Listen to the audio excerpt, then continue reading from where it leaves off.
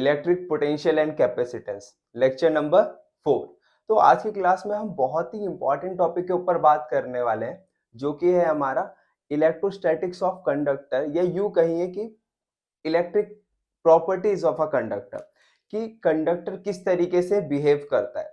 जितनी भी प्रॉपर्टीज हम आज की क्लास में करेंगे ये बहुत इंपॉर्टेंट रिजल्ट्स देंगी, इसलिए इन प्रॉपर्टीज को समझना अच्छे से हमारे लिए बहुत जरूरी होगा। इन्हीं प्रॉपर्टीज का आगे हम यूज करते हुए हम पढ़ेंगे कैपेसिटर, ठीक है, जो अगले 2 लेक्चर के बाद आ जाएगा, 1 से 2 लेक्चर के बाद आ जाएगा। तो चलिए स्टार्ट करते हैं। प्रॉपर्टीज है, नोट डाउन करते रहिएगा और साथ साथ रीजन समझते रहिएगा। तो हमारी पहली प्रॉपर्टी आ रही है, inside a conductor electric field is zero. किसी भी कंडक्टर के अंदर हमेशा इलेक्ट्रिक फील्ड क्या होती है? जीरो। तो देखो समझते हैं इसको। मान लेते हैं मेरे पास ये कंडक्टर है ना। तो जैसे कि हमें पता है कि कंडक्टर के पास फ्री इलेक्ट्रॉन्स की कोई कमी होती नहीं है। वैसे तो कोई भी कंडक्टर इलेक्ट्रिकली न्यूट्रल होता है, लेकिन जो आखिरी शेल में इलेक्ट्रॉन्स होते हैं कंडक्टिंग मटेरियल के अंदर, वो फ्री टू मूव होते हैं। हाँ, हालांकि वो सरफेस के बाहर नहीं जा सकते, लेकिन उस जो भी मेटेलिक बॉडी होगी उसी के सरफेस के अंदर वो फ्रीली मूव कर सकते हैं। तो देखो, इनसाइड कंडक्टर, अगर मैं किसी कंडक्टर के वजह के अंदर से मैं कुछ इलेक्ट्रिक फील्ड इस तरीके से पास करता हूँ, ठीक है, हम इलेक्ट्रिक फील्ड इस तरीके से पास करते हैं, तो देखो होगा क्या। हमें पता है इलेक्ट्रिक फील्ड चार्ज पर फोर्स लगाती है Q इंटू ई। इलेक्ट्रिक फील्ड चार्ज पर जो फोर्स लगाती है वो क्या होती है? Q इंटू ई। तो इलेक्ट्रॉन पे किस डायरेक्शन में फोर्स लगेगा? Just opposite. उस फोर्स के कारण नेगेटिव चार्ज सारे के सारे कहाँ आ जाएंगे? इधर। और कह सकते हैं पॉजिटिव चार्ज सारा का सारा कहाँ आ जाएगा? इधर। तो इसके वजह से होगा क्या, एक पोलैरिटी जनरेट हो गई है, आप देख सकते हो किनारों पे। तो इसकी वजह से अंदर भी एक इलेक्ट्रिक फील्ड जनरेट होगा, है ना, जो कि ये बहुत जल्दी फिनोमिना होता है। अंदर इलेक्ट्रिक फील्ड जनरेट हुआ तो बाहर की जो एक्सटर्नल फील्ड है, जब तक इंटरनल फील्ड बराबर नहीं हो जाती तब तक ये फिनोमिना चलता रहेगा। हालांकि ये जो फिनोमिना है इसको होने में मिली सेकेंड्स लगते हैं, बहुत तेजी से होता है। तो होगा क्या, ये दोनों इलेक्ट्रिक फील्ड एक दूसरे को क्या कर देंगी? कैंसल। जिसके वजह से कंडक्टर के अंदर हमेशा इलेक्ट्रिक फील्ड क्या हो जाएगी? जीरो। तो वापस से, अगर जितनी भी एक्सटर्नल फील्ड आप अप्लाई कर लो किसी भी मेटेलिक बॉडी में या किसी भी कंडक्टर में, अंदर क्योंकि फ्री इलेक्ट्रॉन्स की कोई कमी नहीं है, तो अंदर भी एक इलेक्ट्रिक फील्ड जनरेट होगी जो कि बाहर एक्सटर्नल फील्ड को क्या कर देगी? कैंसल। तो रिजल्ट ये आता है कि किसी भी कंडक्टर के अंदर हमेशा इलेक्ट्रिक फील्ड जीरो होती है। इसका दूसरा रीजन, ये तो इलेक्ट्रिक फील्ड जब हमने अप्लाई किया, अगर हम इलेक्ट्रिक फील्ड अप्लाई नहीं भी करते, है ना, तो एक स्टैटिक सिचुएशन में भी आप देख सकते हो, हमें पता है आप कोई सा भी सरफेस एरिया इस कंडक्टर के अंदर काटो, इसके अंदर नेट चार्ज हमेशा क्या होगा? जीरो। गॉस लॉ हमने पढ़ा हुआ है। गॉस लॉ क्या कहता है? E डॉट ds, अगर आप छोटा सा एरिया लोगे, Q बाय एप्सिलॉन नॉट, क्योंकि Q की वैल्यू हमेशा क्या रहने वाली है? Q क्या है बेटा? Net charge. किसी भी कंडक्टर के अंदर जितने पॉजिटिव चार्ज है उतने ही नेगेटिव चार्ज है, तो नेट चार्ज हमेशा क्या होने वाला है? जीरो। अगर Q जीरो हो गया तो इसका मतलब है इलेक्ट्रिक फील्ड भी अंदर क्या होगी? जीरो। तो पहली प्रॉपर्टी क्या है कि किसी भी कंडक्टिंग मटेरियल के अंदर या कंडक्टर के अंदर हमेशा इलेक्ट्रिक फील्ड क्या होती है? जीरो। ठीक है, तो इसको नोट डाउन करो, अगली प्रॉपर्टी की तरफ बढ़ते हैं। सेकेंड प्रॉपर्टी देखते हैं अब हम। सेकेंड प्रॉपर्टी ये है कि आप किसी भी कंडक्टर को, है ना, कोई चार्ज दो, देखो किस तरीके से होता है, तो वो सारा का सारा चार्ज उसकी सरफेस पे आ जाता है ना। मान लेते हैं मेरे पास ये कंडक्टर है। Second property, no excess charge inside a conductor. किसी भी कंडक्टर के अंदर कोई एक्सेस चार्ज नहीं होगा। मान लेते हैं, देखो इस तरीके से सिचुएशन है, हमारे पास एक कंडक्टर है, इसको आपने प्लस क्यू चार्ज दिया, तो होगा क्या, एक तरीका, तो इसको, इसके दो एक्सप्लेनेशन है, दोनों में समझाता हूं आपको। होगा क्या, इस पॉजिटिव चार्ज को न्यूट्रल करने के लिए, है ना, क्योंकि सिस्टम चाहता है न्यूट्रल होना, इस पॉजिटिव चार्ज को न्यूट्रल करने के लिए सरफेस के पास जितने भी एटम्स हैं वो उसके इलेक्ट्रॉन्स कहाँ आएंगे, इधर की तरफ आएंगे। और जैसे जैसे इलेक्ट्रॉन्स इधर की तरफ आएंगे तो हमारे पास थोड़ी देर के बाद क्या सिचुएशन होगी कि इलेक्ट्रॉन्स इधर आ गए तो ऊपर क्या सरफेस पे कौन बच गए, पॉजिटिव चार्ज। इस तरीके से होगा। तो मतलब क्या है, इसका रिजल्ट आता है कि यहाँ पर कोई चार्ज कभी होगा ही नहीं। अगर आपने प्लस क्यू चार्ज दिया तो वो सारा का सारा कहाँ पर आ जाएगा, सरफेस पे। एक तो तरीका ये है समझने का। दूसरा समझने का तरीका क्या है, मान लेते हैं यही हमारे पास स्फीयर है ना, कंडक्टिंग बॉडी है। आपने इसको कैसा चार्ज दिया, पॉजिटिव चार्ज। तो होगा क्या, या मान लेते हैं इस बार मैं नेगेटिव चार्ज लेता हूँ, है ना। तो नेगेटिव चार्ज अगर आपने दिया तो कुछ इस तरीके से चार्ज आप लोगों ने इसको दिया है।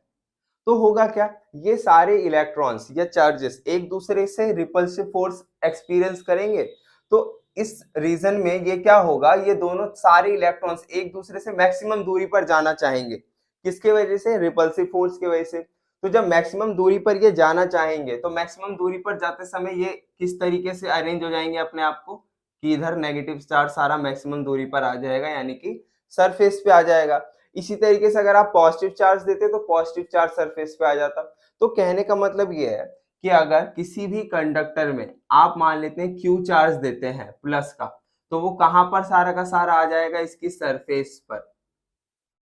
कहाँ आ जाएगा सारा का सारा, इसकी सरफेस पर। वहीं अगर आप नेगेटिव चार्ज दोगे तो वो भी कहां पर आ जाएगा, सरफेस पे। तो इस प्रॉपर्टी को बहुत ध्यान से रखना कि आप कितना भी इस कंडक्टिंग बॉडी को चार्ज दे दो, सारा का सारा चार्ज कहां पर आ जाएगा, सरफेस पे। कोई भी अंदर चार्ज रहने वाला नहीं है। ठीक है। तीसरी प्रॉपर्टी इसी से मिलती जुलती है, इसी वाले प्रॉपर्टी से मिलती जुलती है कि जो इलेक्ट्रिक फील्ड बनेगी, सरफेस अगर चार्ज हो गया बेटा, है ना, जैसे ये सरफेस चार्ज है तो इलेक्ट्रिक फील्ड तो बनेगी। तो जो इलेक्ट्रिक फील्ड निकलेगी वो हमेशा क्या होगी, हर एक पॉइंट पर सरफेस के परपेंडिकुलर होगी। देखो इस तरीके से हर एक पॉइंट पर सरफेस के क्या होगी, परपेंडिकुलर। तो ये तीसरी प्रॉपर्टी में हम क्या लिख सकते हैं, electric field at every point on a surface of conductor always perpendicular to the surface। हमेशा क्या होगी, परपेंडिकुलर। देखो इसका रीजन समझ लेते हैं क्यों परपेंडिकुलर होगी। रीजन समझने के लिए हम वही हाइपोथेटिकल कंडीशन अज्यूम करते हैं। मान लेते हैं मेरे पास ये स्फीयर है ना, जो कि पॉजिटिव चार्ज है, और इलेक्ट्रिक फील्ड मान लेते हैं कि उस देर के लिए कि इस तरीके से है कि वो इलेक्ट्रिक फील्ड, ध्यान से सुनना, वो इलेक्ट्रिक फील्ड किसी एंगल पर है, यानी कि परपेंडिकुलर नहीं निकल रही, एंगल पर निकल रही है। अगर ये एंगल पर निकलेगी तो होगा क्या, तो इसके दो कंपोनेंट आएंगे, ध्यान से देखो। एक तो ये वाला कंपोनेंट होगा और दूसरा कंपोनेंट क्या होगा, ये वाला। अब ध्यान से देखो, ये तो कंपोनेंट परपेंडिकुलर हो गया। ये जो पैरेलल कंपोनेंट होगा, ध्यान से देखो, ये क्या करेगा, जो यहाँ पर चार्ज होगा उसके ऊपर फोर्स लगाएगा। इसी तरीके से चार्ज पर इस तरीके से फोर्स लगेगा। अब आपको पता है चार्ज पर जब फोर्स लगेगा तो चार्ज सरफेस पर ही मोशन करने लगेगा, जिसके वजह से क्या होगा, सरफेस पे करंट होगा, करंट प्रोड्यूस होगा ना चार्ज के मोशन करने की वजह से। क्या ये पॉसिबल है, आप किसी भी कंडक्टिंग मटेरियल को छूते हो तो आपको करंट लगता है, आंसर है नहीं। रियलिटी में तो ऐसा होता ही नहीं है। इसका मतलब इलेक्ट्रिक फील्ड हमेशा किसी एंगल पर नहीं होगी, हमेशा इलेक्ट्रिक फील्ड सिर्फ एक ही कंपोनेंट होगा उसका, परपेंडिकुलर। क्योंकि अगर ये किसी एंगल पर होगी तो सरफेस पर करंट जनरेट होगा, जो कि प्रैक्टिकली पॉसिबल नहीं है। इसलिए याद रखो, इलेक्ट्रिक फील्ड हमेशा सरफेस के क्या होती है, परपेंडिकुलर। ये बात पॉइंट समझ में आया। चलिए फिर अब अगला पॉइंट देखते हैं, इसको मिटा दूं। ठीक, अगला पॉइंट क्या है कि इलेक्ट्रिक पोटेंशियल हमेशा किसी भी कंडक्टर के अंदर सेम रहेगा जितना उसकी सरफेस पर था। देखो समझाता हूं, इस पॉइंट को भी क्लियर करते हैं, नोट डाउन करते रहना सारे पॉइंट्स। फोर्थ पॉइंट है electric potential constant inside a conductor, या और इसको इस तरीके से कह सकते हो कि इलेक्ट्रिक पोटेंशियल सेम रहेगा जितना सरफेस पर था। मान लेते हैं मेरे पास एक कंडक्टिंग बॉडी है कुछ इस तरीके से, जिसका सरफेस पे कुछ पोटेंशियल है V। ठीक है। हम बोल रहे हैं अंदर जो पोटेंशियल होगा वो भी क्या रहेगा, सेम। और बोला जाए तो यानी कि पोटेंशियल क्या है, कांस्टेंट। इलेक्ट्रिक फील्ड का जस्ट अपोजिट देखो, इलेक्ट्रिक फील्ड यहाँ पर ई थी, पॉजिटिव चार्ज या नेगेटिव चार्ज की वजह से, लेकिन अंदर हर पॉइंट पर इलेक्ट्रिक फील्ड क्या होती है, जीरो। लेकिन अगर पोटेंशियल इस सरफेस पर 2 वोल्ट है तो अंदर किसी भी पॉइंट को आप पकड़ोगे तो वो 2 वोल्ट ही रहेगा। इसका रीजन समझाता हूं आप लोगों को। लास्ट क्लास में मैंने इलेक्ट्रिक फील्ड और इलेक्ट्रिक पोटेंशियल का क्या समझाया था, रिलेशन। तो देखो वो क्या रिलेशन था कि electric field dv by dr के बराबर होती है क्या, electric field is equal to minus dv by dr। अब मेरी बात सुनो, अगर इलेक्ट्रिक फील्ड जीरो है अंदर, वापस से सुनना मेरी बात, इलेक्ट्रिक फील्ड जीरो है तो देखो यहाँ डिफरेंशिएशन किसका हो रहा है, पोटेंशियल का।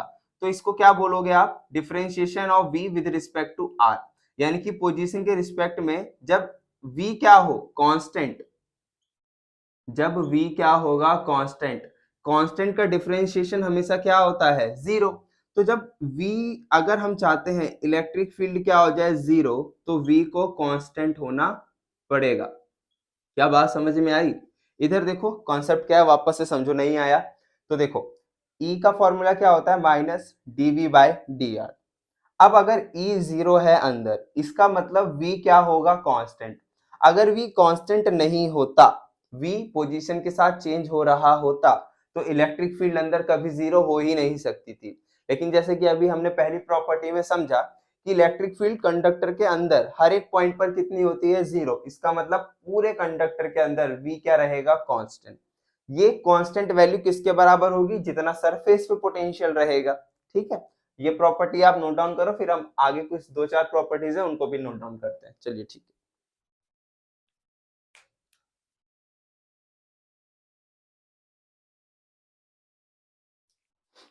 मिटा दो। टोटल 4 प्रॉपर्टीज हमारी हो गई है इलेक्ट्रोस्टैटिक्स ऑफ कंडक्टर में। आगे कुछ और प्रॉपर्टीज हैं जिसको हम डिस्कस करेंगे। होप कि आप लोग सब नोट डाउन कर रहे हो। जो बच्चे नोट डाउन नहीं कर रहे हैं, प्लीज नीचे डिस्क्रिप्शन में लिंक दे रखा है, आप इस लेक्चर के नोट्स वहां से डाउनलोड कर सकते हैं। ठीक है, खुद से बनाएंगे तो बेस्ट रहेगा, वो तो बात सही है। कितनी प्रॉपर्टीज पढ़ ली हमने, 4। पांचवी देखो, देखो पांचवी क्या है कि किसी भी कंडक्टर के, ध्यान से देखो, ये मैं एक कंडक्टर ले रहा हूं, इसके सरफेस पर जो इलेक्ट्रिक फील्ड बनेगी वो इलेक्ट्रिक फील्ड हमेशा बराबर होगी सिग्मा बाय एप्सिलॉन नॉट। वापस से समझ रहे हो क्या, इलेक्ट्रिक फील्ड किसके बराबर होगी, सिग्मा बाय एप्सिलॉन नॉट। और वेक्टर फॉर्म में लिखूंगा तो ये n cap, perpendicular area vector लिख सकते हैं इसको। ठीक है, इस तरीके से इलेक्ट्रिक फील्ड होगी। देखो इसको समझते हैं। इसको समझने के लिए हम टॉप व्यू देखेंगे किसी कंडक्टर का। अब स्फेरिकल भी ले सकते हो आप, कोई सा भी ले सकते हो। तो देखो मान लेते हैं कि इस तरीके से मेरे पास एक कंडक्टर है, इसका टॉप व्यू देख रहे हैं हम। तो ध्यान से देखना, एक मैं यहां पर भी बना ले रहा हूं। ठीक है, ये आप बाहर से देख रहे हैं और ये इसका टॉप व्यू। तो अब हम क्या करते हैं, एक सिलेंड्रिकल सरफेस अज्यूम करते हैं, जैसे कि गॉस लॉ में हमने किया था ना, इलेक्ट्रिक फील्ड निकालने के लिए हम क्या करते थे, पहले गॉसियन सरफेस ढूंढते थे, फिर एरिया लेते थे, उसके बाद हम क्या करते थे, गॉस लॉ लगाते थे फ्लक्स की मदद से। तो अब इधर मैं गॉसियन सरफेस लेता हूं, हमारे पास मैं एक सिलेंडर लेता हूं, और ये सिलेंडर किस तरीके से, ये समझो।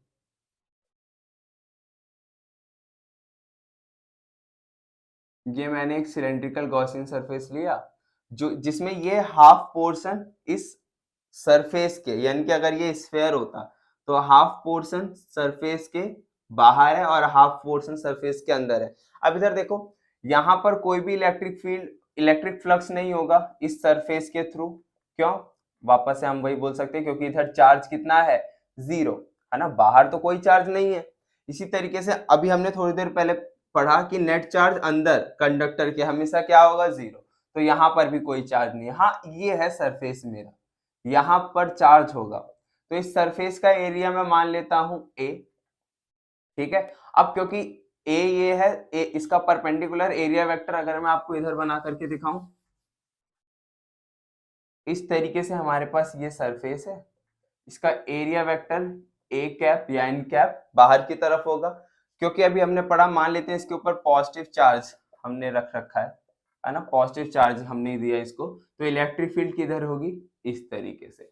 अब हमें पता है फ्लक्स का फॉर्मूला हम लगा सकते हैं, किसी भी क्लोज्ड सरफेस से इलेक्ट्रिक फील्ड कितनी निकलती है, E इंटू डी एस। यही छोटा सा एरिया हमने कट किया, ds एरिया।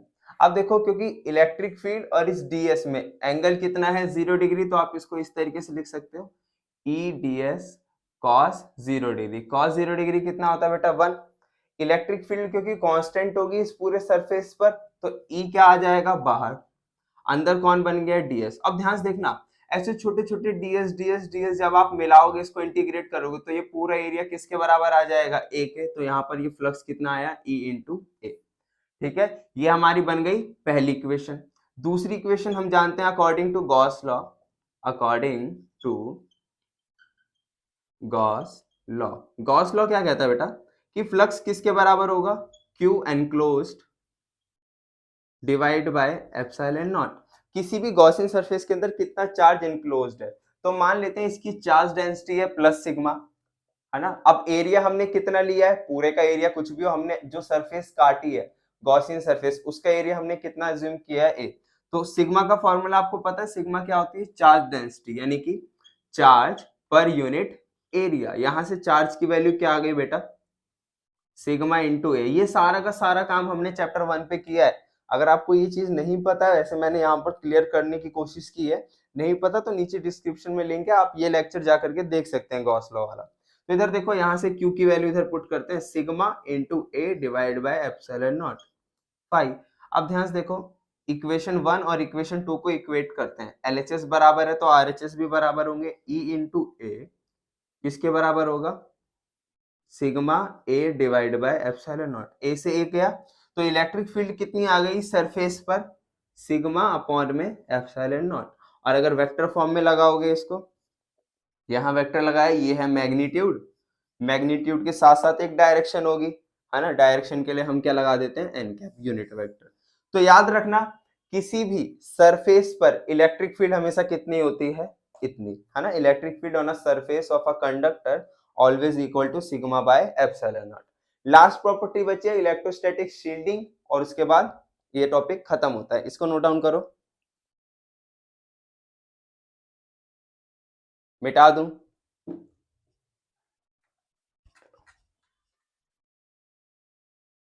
लास्ट 5 प्रॉपर्टीज हमने कर ली, लास्ट प्रॉपर्टीज हमारी बची है इलेक्ट्रोस्टैटिक शील्डिंग।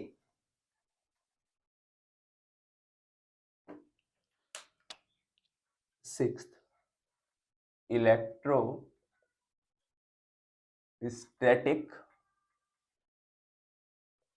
शील्डिंग।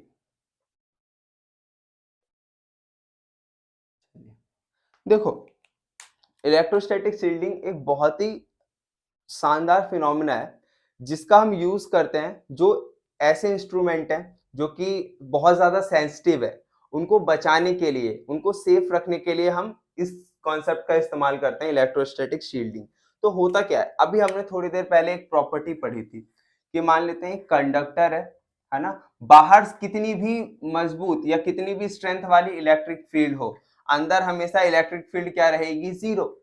तो अगर आप किसी भी कंडक्टिंग बॉडी के अंदर कोई भी इंस्ट्रूमेंट अगर आप इस कंडक्टिंग बॉडी के अंदर रखते हो, तो वो बाहर की एक्सटर्नल फील्ड से हमेशा क्या रहेगा, सेफ। यानी कि ये अंदर का जो कंडक्टिंग बॉडी है, ये क्या कर चुका है, शील्ड बना चुका है। जैसे कि आप लोगों ने देखा होगा कि जब बहुत तेजी से बादल कड़कते हैं, बिजली गिरती है, तो हम लोग क्या करते हैं, एडवाइस करते हैं कि यार पेड़ या खुले में इस तरीके से मत रहो, आप किसी कार के अंदर रहो या किसी मेटेलिक बॉडी के अंदर रहो। क्यों, क्योंकि मेटेलिक बॉडी एक कंडक्टर की तरह काम करेगी। ये देखो हमारी कार, तो अगर मान लेते हैं बिजली आसपास कड़क भी रही है, तो सारा का सारा चार्ज कहां पर रहेगा, इसकी सरफेस पर, अंदर कोई चार्ज नहीं जा पाएगा, तो हमें कोई झटका या कोई करंट नहीं लगेगा। इसी फिनोमिना को कहते हैं इलेक्ट्रोस्टैटिक शील्डिंग। तो इसको हम क्या करते हैं कि किसी भी कंडक्टर के अंदर इसको रैप करके, इंस्ट्रूमेंट को रैप करके हम किसी कंडक्टर के अंदर रख देते हैं। अब बाहर कितनी भी इलेक्ट्रिक फील्ड हो, फर्क नहीं पड़ता, अंदर जो मटेरियल है या जो भी इंस्ट्रूमेंट है वो क्या रहेगा, सेफ, क्योंकि ये अपने आसपास क्या बना लेता है, एक शील्ड सी बना सकता है, इसको हम कहते हैं। और ये जो अंदर का सरफेस है ना, इसको फैराडे केज भी कहा जाता है ना। जैसे कि ये वाला सरफेस ही हो गया हमारा, कि अंदर से क्या है, ये पूरा का पूरा सेफ है, कोई अंदर इलेक्ट्रिक फील्ड नहीं है। तो ये थी कंडक्टर की कुछ प्रॉपर्टीज, जिसका यूज हम अपनी आने वाली क्लासेस में करने वाले हैं। ये सारी प्रॉपर्टीज का यूज आप अच्छे से कीजिएगा। एक क्वेश्चन देके जा रहा हूं आखिर में, है ना, वो समझने की कोशिश करना। देखो आप लोगों को मैंने ये बताया कि कोई भी कंडक्टर पे आप प्लस क्यू चार्ज दोगे तो सारा का सारा चार्ज कहां पर आ जाएगा, सरफेस पर। अगर माइनस क्यू चार्ज दोगे तो भी सारा सरफेस पर आ जाएगा। अब क्वेश्चन ये है, मेरे पास एक कंडक्टर है कुछ इस तरीके से, है ना, जो कि इलेक्ट्रिकली न्यूट्रल होगा, और अंदर एक मैंने क्या रखा, कैविटी कट की। अंदर क्या है, एक कैविटी, मतलब खोखला है अंदर से, और ये कंडक्टिंग सरफेस है। अंदर से खोखला है, ये पूरा सरफेस इस तरीके से कंडक्टिंग है, सॉलिड है, मतलब आप ये समझ सकते हैं आप थोड़ी देर के लिए। अब मैं अगर अंदर प्लस क्यू चार्ज दूं, अंदर में प्लस क्यू चार्ज, अगर मैं इस तरीके से, मैंने इस अंदर कुछ प्लस क्यू चार्ज रखा, तो उससे बाहर कैसा चार्ज प्रोड्यूस होगा? क्या प्लस क्यू ही होगा या माइनस क्यू होगा अपोजिट पोलैरिटी का? क्या इसका मैग्नीट्यूड सेम होगा, या इससे बनने वाली इलेक्ट्रिक फील्ड एंड किस तरीके से होगी? ये सारे क्वेश्चंस मैं आपको देकर जा रहा हूं। इसका सॉल्यूशन आप नीचे कमेंट बॉक्स में जरूर देना, ठीक है। फिर भी अगर कोई डाउट होता है तो हम इस क्वेश्चन को डिस्कस करेंगे। Thank you.